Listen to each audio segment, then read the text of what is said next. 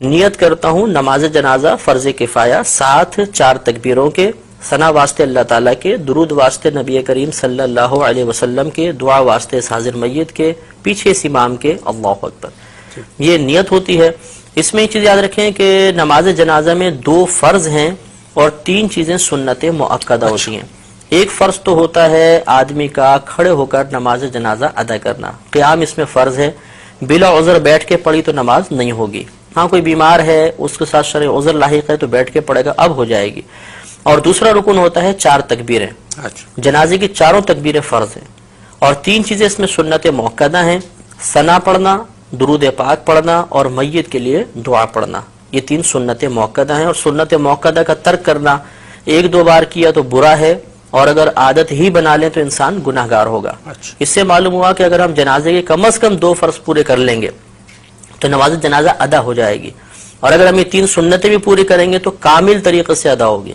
اس سے نتیجہ نکل آیا کہ اگر کسی شخص کو جنازے میں کچھ بھی پڑھنا نہیں آتا، نہ ثنا آتی ہے، نہ درود پاک آتا ہے، نہ جنازے کی دعا آتی ہے، اور وہ امام کے پیچھے تکبیر بلند آواز سے لگا لے جیسے میں طریقہ کرتا ہوں، اور وہ بس خاموش بھی کھڑا رہے گا تو جنازہ بہرحال ادا ہو جائے گا اس کا۔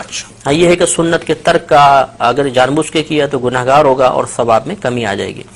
اب اس کا طریقہ یہ ہوتا ہے کہ مستحب یہ ہے کہ امام صاحب نماز شروع ہونے سے پہلے سب کی طرف متوجہ ہو کے ان کو نیت کا طریقہ بتا دیں، یہ افضل ہے۔ اس کے بعد امام صاحب تکبیر لگائیں گے، ہم نیت کر کے تیار ہوں گے، اللہ اکبر کہہ کر ہاتھ کو باندھیں گے۔ یہ مسئلہ یاد رکھنا بہت ضروری ہے کہ جہاں شریعت نے فرمایا کہ کہو یا پڑھو، اس کا مطلب یہ ہوتا ہے کہ اتنی آواز سے کہو یا اتنی آواز سے پڑھو کہ تمہارے اپنے کان تمہاری آواز کو سن لیں۔ اس لیے اب ہمیں تکبیر لگانی ہے، اور جیسے پہلے بتایا کہ 4 تکبیریں فرض ہیں، تو اس میں اتنی آواز بلند رکھنا بھی فرض ہوگا کہ اپنے کان اپنی آواز کو سن لیں۔ چنانچہ بعض لوگوں کو یہ دیکھا ہے کہ ہونٹ بند ہوتے ہیں، بس یوں۔ اب ان سے اگر پوچھا جائے کہ آپ نے زبان سے تو کچھ بھی نہیں کہا، تو کہتے ہیں ہم نے دل میں تکبیر کہی ہے، تو دل میں تکبیر کہنے سے تکبیر کا فرض ادا نہیں ہوگا۔ اس لیے امام صاحب تو بہت بلند آواز سے پڑھیں گے جہر کے ساتھ، ہمیں کم از کم اتنی آواز سے اللہ اکبر پیچھے کہنا ہے 4 تکبیروں میں کہ اپنے کان سن لیں، ورنہ فرض ادا نہیں ہوگا، اور فرض ادا نہیں ہوا تو یہ نماز بھی ادا نہیں ہوگی۔ اب اللہ اکبر کہتے ہوئے ہاتھ باندھیں گے، ہاتھ بالکل وہی نماز کی مثل باندھ کر سب سے پہلے ثنا پڑھیں گے۔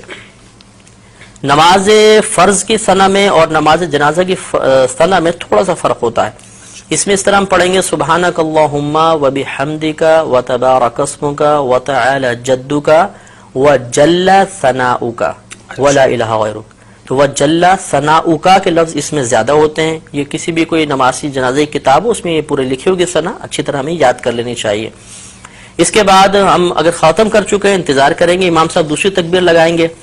یہ یاد رکھیں کہ نماز جنازہ میں فقط پہلی تکبیر میں ہاتھ اٹھانے، باقی آگے کی 3 تکبیروں کے اندر ہاتھ نہیں اٹھائیں گے، لیکن زبان سے اللہ اکبر کہا جائے گا۔ تو بغیر ہاتھ اٹھائے اب اللہ اکبر کہیں گے، اور اس کے بعد اب ہم درود پاک پڑھیں گے۔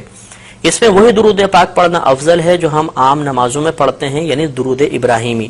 لیکن اگر کسی کو یہ یاد نہ ہو تو کوئی بھی درود پاک پڑھ لیں، بلکہ یاد ہو اس کے باوجود دوسرا درود پاک پڑھیں گے تب بھی نماز ہو جائے گی، اور افضل یہ تھا کہ درود ابراہیمی پڑھا جاتا۔ اس کو پڑھنے کے بعد اب تیسری تکبیر لگے گی، ہاتھ نہیں اٹھائیں گے لیکن زبان سے اللہ اکبر کہیں گے، اور اس کے بعد اب میت کے لیے دعا کریں گے۔ اگر نابالغ لڑکا ہے تو اس کی علیحدہ دعا ہے، نابالغ بچی ہے علیحدہ دعا ہے، اور بالغ مرد و عورت کی ایک ہی دعا ہوتی ہے۔ یہ دعائیں ہمیں نماز جنازہ کی کتابوں سے یاد کر لینی چاہیے۔ اگر بالفرض کسی کو یہ دعائیں یاد نہ ہوں تو کوئی بات نہیں، وہ کوئی بھی ایسی دعا کر لیں کہ جس میں امور آخرت کے بارے میں کچھ طلب کیا گیا ہو، دنیاوی کوئی چیز نہ طلب ہو رہی ہو، آخرت کے بارے میں، تو یہ ہم کوئی بھی دعا اس میں پڑھ سکتے ہیں۔ تو اس طرح ہماری نماز تقریباً مکمل ہو گئی۔ اب چوتھی تکبیر آئے گی، امام صاحب چوتھی تکبیر لگائیں گے، ہم نے ہاتھ نہیں اٹھانے لیکن زبان سے اللہ اکبر کہنا ہے، اور یہ اب سنت کریمہ ہے کہ جیسے ہی تو چوتھی تکبیر لگے اور سلام پھیریں تو ہاتھ کھول دیں، اور ہاتھ کھولنے کے بعد پھر السلام علیکم ورحمۃ اللہ، السلام علیکم ورحمۃ اللہ، دونوں طرف سلام پھیر دیا جائے گا۔ اب یہ یاد رکھیں کہ جہاں تکبیر کے بعد کچھ پڑھنا ہے اس میں ہاتھ بند رہیں گے، اور جہاں تکبیر کے بعد کچھ نہیں پڑھنا ہوتا وہاں ہاتھ باندھنے کی ضرورت نہیں ہوتی، ہاتھ کھول دیں گے۔